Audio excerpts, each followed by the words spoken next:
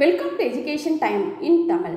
CBSE class 9th சயின்ஸில் இருக்கிற chapter 2 is matter around us pure.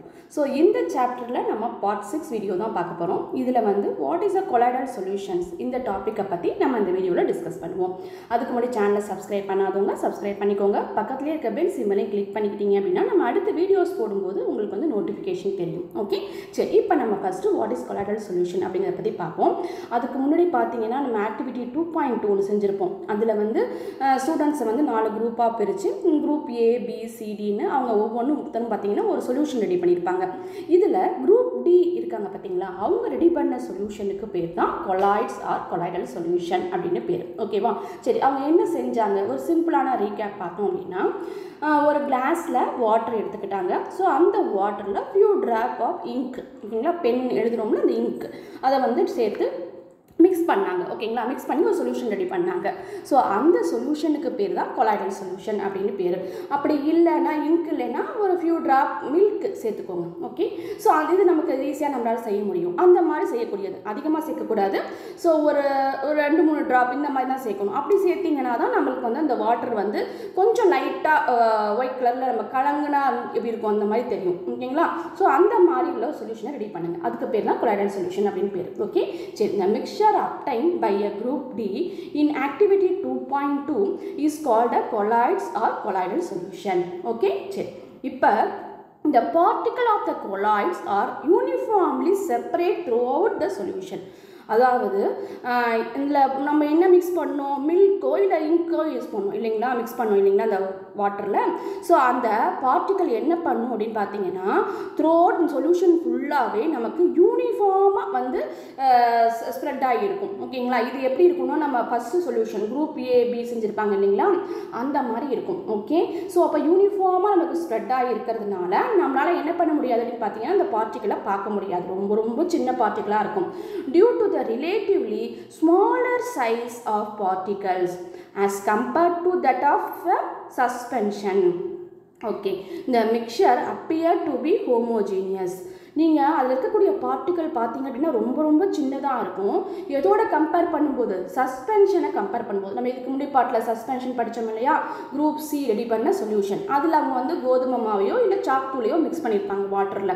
So அப்படி கிடைக்கிற சொல்யூஷனில் நீங்கள் பார்த்தீங்கன்னா நம்மளால் வெறும் கண்ணாலே அந்த கோதுமை மாவு அந்த தூளையோ இல்லை சாக் தூளையோ நம்மளால் பார்க்க முடியும். ஓகே, ஆனால் இதில் பார்த்தீங்கன்னா நம்மளால் மில்கோட அந்த பார்ட்டிக்கலை நம்மளால் பார்க்க முடியுமா, பார்க்க முடியாது இல்லைங்களா. ஆனால் மில்க் அந்த வாட்டரில் மிக்ஸ் ஆகிருக்கு அப்படிங்கிறத அந்த கலரை வச்சு நம்மளால் ஐடென்டிஃபை பண்ண முடியும். ஓகே, சரி, அப்படி தான் நம்மளால் பண்ண முடியுமே தவிர அந்த பார்ட்டிக்கலை நம்மளால் பார்க்க முடியாது. ஏன், ரொம்ப ரொம்ப ரொம்ப ஸ்மால் சைஸ். எதோட கம்பேர் பண்ணும்போது, சஸ்பென்ஷனோட கம்பேர் பண்ணும்போது. அப்போ நம்ம தான் கண்ணுக்கு தெரியலையே. அப்போ இது ஹோமோஜீனியஸ் மிக்சர் தானே.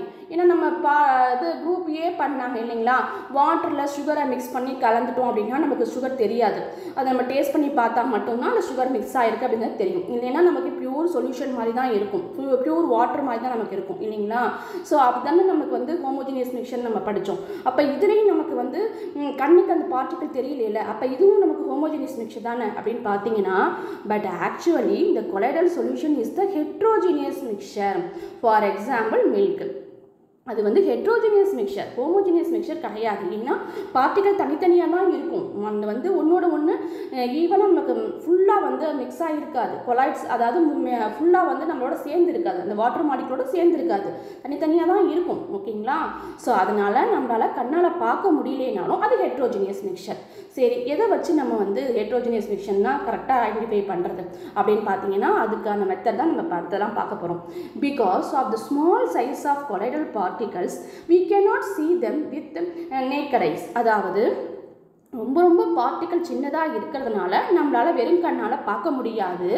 But these particle can easily scatter the beam of visible light. So this scattering of the beam of light is called the Tyndall effect. ஓகேங்களா, சரி, இப்போ என்ன சொல்கிறாங்கன்னா, நீங்கள் கண்ணால் பார்க்க முடியலனாலும் அது பார்ட்டிகல் தனித்தனியாக இருக்கிறத நீங்கள் ஸ்கேட்டர், அந்த லைட் பீமை நீங்கள் அனுப்புனீங்க அப்படின்னா, அது வழியாக அனுப்புனீங்கன்னா அது லைட் பீமை ஸ்கேட்டர் பண்ணும். அப்படி பண்ணும் பொழுது நீங்கள் அதை பார்க்க முடியும். ஸோ இந்த மெத்தடுக்கு பேர், இந்த எஃபெக்ட்டுக்கு பேர் டிண்டால் எஃபெக்ட் அப்படின்னு சொல்கிறோம். ஏன் இதை வந்து டிண்டால் எஃபெக்ட்னு சொல்கிறோம்னா after the name of the scientist who discover this effect. டிண்டால்ங்கிறவர் தான் இது என்ன பண்ணார், கண்டுபிடிச்சார். அதனால இதுக்கு பேர் வந்து டிண்டால் எஃபெக்ட் அப்படின்னு பேர். ஓகேங்களா? சரி, இதுக்கு வந்து பாருங்களேன், இந்த படத்தில் வந்து நம்ம காட்டியிருக்கோம் ஒரு சின்ன லேசர் பீம் லைட்டை வந்து நம்ம அனுப்புகிறோம். ஓகேங்களா? ஸோ எந்த லைட் நீங்கள் அனுப்பினாலும் இப்படி தான் இருக்கும். ஸோ அதில் வந்து பார்த்தீங்க அப்படின்னா முன்னாடி நம்ம வச்சுருக்கிறது pure solution. So pure solution என்ன பண்ணாது, லைட்டை ஸ்கேட்டர் பண்ணாது. ஓகேங்களா? பார்ட்டிகல் ஏன்னா அதோட வாட்டரோட மிக்ஸ் ஆகிடும், ஸ்கேட்டர் பண்ணாது.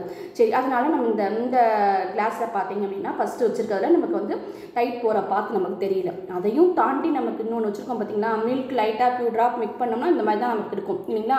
இந்த மாதிரி இருக்காது, இந்த மாதிரி ட்ராப்ஸ் மட்டும் மிக்ஸ் பண்ணிக்கலாம். ஓகேவா?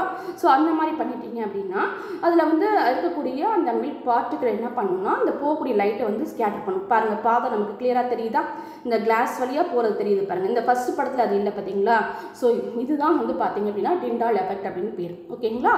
சரி, இந்த டிண்டால் எஃபெக்டை வேறு எப்படி பார்க்கலான்னு பார்த்தீங்கன்னா Tyndall effect can also be observe when the fine beam of light enter the room through the small hole. Okay, this happens due to the scattering of light by the particle of dust and smoke in the air. இதை நம்ம வந்து நேச்சுரலாகவே நமக்கு நடக்கும். ஓகேவா? எங்கே நடக்கும் அப்படின்னு பார்த்தீங்கன்னா நம்ம ரூமில் விண்டோவில் ஒரு சின்ன ஹோல் இருந்தாலோ இல்லை நமக்கு வந்து ஒரு ஓட்டு வீடெலாம் பார்த்தீங்கன்னா மேலே கிளாஸ் எல்லாம் வச்சுருப்பாங்க. ஓகேங்களா? ஸோ அந்த மாதிரி கிளாஸ் எல்லாம் வச்சுருக்க இடத்துலலாம் பார்த்தீங்கன்னா லைட் வந்து நமக்கு சன்லைட் வந்து உள்ளே வரும். அப்படி உள்ளே வரும்பொழுது நம்ம ரூமில் இருக்கக்கூடிய அந்த ஏரில் இருக்கக்கூடிய டஸ்ட் பார்ட்டிக்கலாக இருக்கட்டும், ஸ்மோக் பார்ட்டிக்கலாக இருக்கட்டும், இதெல்லாம் என்ன ஆகும்னு பார்த்தீங்கன்னா லைட்டாக ஸ்கேட்டர் பண்ணும். நம்ம பாருங்கள், இந்த படத்தில் காட்டிக்க மாதிரி நம்ம நிறைய பார்க்கலாம். நிறைய தூசி வந்து அதில் சுற்றுற மாதிரி அந்த ஃப்ளோ ஆகிற மாதிரிலாம் நமக்கு நல்லா தெரியும். ஓகேங்களா? ஸோ இதே வந்து டார்க் ரூமாக இருந்தால் இன்னும் நல்லா கிளியராக நம்மளால் விசிபிள் அதை பார்க்க முடியும். ஓகேங்களா? ஸோ அதை தான் நம்ம டிண்டால் எஃபெக்ட் அப்படின்னு சொல்கிறோம். ஓகே, சரி, இதுதான் வந்து அந்த எஃபெக்ட். அதே மாதிரி பார்த்தீங்க அப்படின்னா இது வந்து நம்ம எப்படி வந்து அந்த பார்ட்டிகல் ஸ்கேட்டர் பண்ணுது அப்படிங்கிறத நம்ம லைவாக தெரிஞ்சுக்கிறதுக்காக. ஓகேவா? இதே மாதிரி இன்னொன்று இருக்குது. என்னென்னு பார்த்தீங்கன்னா Tyndall effect can be observe when sunlight passes through the canopy of the dense forest. அதாவது நல்ல ஒரு டென்ஸ் ஃபாரஸ்ட் அப்படின்னா ஃபுல்லாக வந்து நமக்கு வந்து சன்லைட் வந்து கிளியராக நமக்கு கிடைக்காது. ஓகேங்களா? ஃபுல்லாக கவர் ஆகிருக்கும், ட்ரீஸ் லீவ்ஸாக ஃபுல்லாக கவர் ஆகிருக்கும். அங்கங்கே சின்ன சின்ன ஹோல் இருக்கும் பார்த்தீங்களா, கேப் இருக்கும்ல, அது வழியாக சன்லைட் வரும்பொழுது அந்த ஃபாரஸ்ட்டில் இருக்கக்கூடிய mist contains tiny droplets of water which act as the particle of colloids dispersed in air. அப்போ வந்து அந்த பார்ட்டிக்கல் வந்து கொலாய்ட்ஸ் பார்ட்டிக்கல் ஏன்னா பார்த்தீங்க அப்படின்னா அதில் இருக்கக்கூடிய அந்த பார்ட்டிக்கல் வந்து நமக்கு என்ன பண்ணும், வர சன்லைட்டை நமக்கு வந்து ஸ்கேட்டர் பண்ணும். ஓகேங்களா?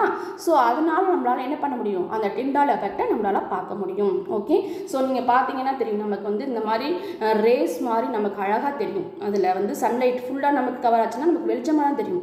ஆனால் இதே மாதிரி டென்ஸ் ஃபாரஸ்ட்டில் வந்து உள்ளே வந்து ரேஸ் நமக்கு வர மாதிரி தெரியும் அந்த கேப்லேருந்து. ஓகேங்களா? சரி, இப்போ ப்ராப்பர்ட்டிஸ் ஆஃப் கொலாய்ட்ஸ். கொலாய்ட்ஸுக்கு என்னென்ன ப்ராப்பர்ட்டி இருக்குது நம்ம இது வந்து படித்ததை வச்சு தான் நம்ம கன்க்ளூஷன் சொல்ல போகிறோம்.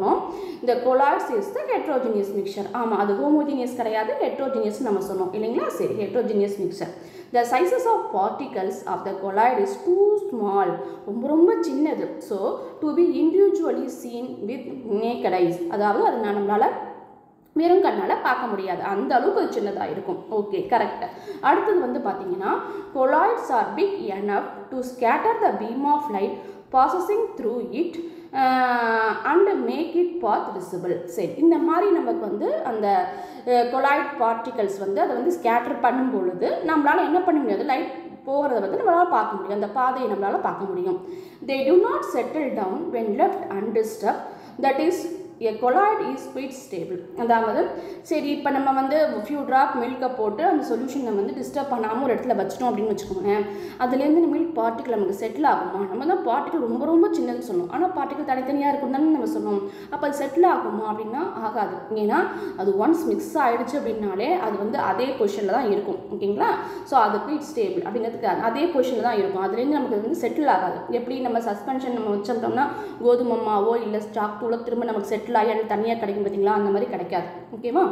Okay, they cannot be separate from the mixture by the process of filtration. அது வந்து ஆல்ரெடி நம்ம செட்டில் ஆனால் தான் நம்ம ஃபில்டர் பண்ணும்போது நமக்கு ஈஸியாக இருக்கும். இப்போ நீங்கள் வந்து இப்போ வந்து வீட் ஃப்ளார் வந்து நம்ம தண்ணி மிக்ஸ் பண்ணி வச்சிட்டோம் அப்படின்னா அந்த சஸ்பென்ஷனில் பண்ண மாதிரி நம்ம கொஞ்சம் நேரத்தில் தெளிஞ்சிடும் இல்லைங்களா. அப்போ மேலே உள்ள தண்ணியை மட்டும் நம்ம என்ன பண்ணுவோம், ஃபில்டர் வச்சு ஃபில்டர் பண்ணிவிடுவோம். ஆனால் இது வந்து நமக்கு தனித்தனியாக பார்ட்டிகல் பிரியாது, செட்டில் ஆகாதுன்ட்டோம். அப்போ நீங்கள் ஃபில்டர் பண்ணுறது கஷ்டமாக தான் இருக்கும். ஃபில்டரை வச்சு நீங்கள் ஃபில்டர் பண்ண முடியாது இல்லைங்களா அந்த பார்ட்டிக்கலை.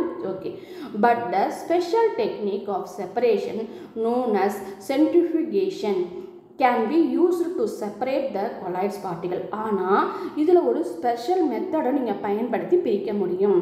ஏன்னா எப்படின்னு பார்த்தீங்கன்னா சென்ட்ரிஃபியூகேஷன் அப்படிங்கிற மெத்தடை பயன்படுத்தி பிரிக்கிறோம். அப்படின்னா என்ன, நீங்கள் இந்த படத்தை பார்த்தீங்கன்னா புரியும் உங்களுக்கு. இது வந்து என்னென்னா நம்ம கர்ட்லேருந்து பட்டர் எடுக்கிறது ஓகேங்களா. ஸோ அது என்ன பண்ணுவாங்க, நடுவில் வந்து ஒரு வுடன் ஸ்டிக் மாதிரி ஒன்று வச்சுருப்பாங்க. அதை வச்சு நம்ம என்ன பண்ணுவோம், அதை வந்து நம்ம ரொட்டேட் பண்ணோம் அப்படின்னா நம்ம அந்த கர்டில் இருக்கக்கூடிய அந்த பட்டர் வந்து தனியாக நம்மளுக்கு வந்து சுற்றி அந்த வெசல்ஸோட ஓரத்தில் சுற்றி நமக்கு கிடைக்கும் இல்லைங்களா.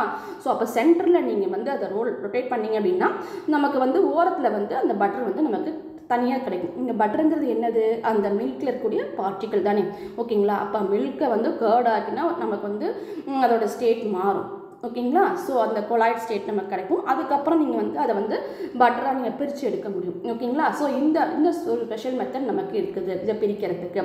இது வந்து சென்ட்ரிஃபியூகேஷன் அப்படின்னு சொல்லுவோம். ஓகே, சரி. இப்போ நம்ம அடுத்தது என்ன பார்க்க போகிறோம் அப்படின்னு பார்த்தீங்கன்னா இந்த கொலாய்ட் சொல்யூஷன் சொல்லிட்டோம் இல்லையா. சரி, இதில் இருக்க காம்போனன்ட்ஸ் என்ன, இந்த components of colloid solutions are the dispersed phase and dispersion medium ஓகேங்களா. இது ரெண்டு காம்போனன்ட் இருக்குது. இது என்ன ரெண்டு காம்போனன்ட், நம்ம ஆல்ரெடி சொல்யூஷனில் படிச்சிருக்கோம். சால்வெண்ட் சொல்யூட்னு ரெண்டு இருக்கும் இல்லைங்களா. அந்த சால்வெண்ட்டும் சொல்யூட்டும் சேர்ந்தால் நமக்கு சொல்யூஷன் நம்ம படித்தோம் இல்லைங்களா. அதே மாதிரி பார்த்தீங்கன்னா இதில் வந்து டிஸ்பர்ஸ்டு ஃபேஸும் அந்த டிஸ்பர்ஷன் மீடியமும் சேர்ந்து தான் நமக்கு கொலாய்ட் அப்படிங்கிறது நமக்கு கிடைக்குது. ஓகே, அப்போ solute like components are in the dispersed particles in a colloid form the dispersed phase. Okay, நம்ம அதில் சொல்யூட்னு சொல்கிறோம் பார்த்தீங்களா சொல்யூஷனில், அதுதான் இங்கே டிஸ்பர்ஸ்டு ஃபேஸ் ஓகேங்களா. ஸோ அதுக்கு ஈக்குவலானது எதை நம்ம கலக்க போகிறோமோ அதுதான் டிஸ்பர்ஸ்டு ஃபேஸ். ஓகே, சரி. ஃபார் எக்ஸாம்பிளுக்கு நம்ம மில்க்குன்னு வச்சுக்குவோம். And the components in which the dispersed phase is suspended in known as the dispersing medium. அது எதில் வந்து மிதந்துக்கிட்டு நம்ம பார்ட்டிகல் தானே சொன்னோம், தனித்தனியாக தான் இருக்குன்னு சொன்னோம். அந்த மாதிரி எதில் வந்து மிதந்துக்கிட்டு இருக்குதோ அதுதான் வந்து டிஸ்பர்சிங் மீடியம். வாட்டரில் தானே நம்ம என்ன பண்ணுறோம், ஃபியூ ட்ராப் மில்கை வந்து ஊற்றுறோம். அப்போ வந்து அது வாட்டர் தான் இங்கே வந்து பார்த்தீங்கன்னா டிஸ்பர்சிங் மீடியம். ஒரு எக்ஸாம்பிளுக்கு ஒரு இதை ஞாபகம் வச்சுக்கிட்டிங்கன்னா உங்களுக்கு ஈஸியாக புரியும். ஸோ அப்போ அங்கே இங்கே எதை அதை என்ன சொல்லுவோம், எதுக்கு ஈக்குவலாக சொல்லலாம், நம்ம சால்வெண்ட்டுக்கு ஈக்குவலாக சொல்லலாமா, சால்வெண்ட்டுக்கு ஈக்குவலாக சொல்லலாம். அப்போ சொல்யூட்டு தான் டிஸ்பர்ஸ்டு ஃபேஸ்ன்னு சொல்கிறோம். டிஸ்பர்ஷன் மீடியம் அப்படிங்கிறது என்னென்னா இங்கே வந்து சால்வெண்ட்டுன்னு சொல்லிக்கலாம் ஓகேங்களா. சரி, இந்த மாதிரி collides R classified according to the state solid, liquid or gas. Okay, so of the dispersing medium and the dispersed phase.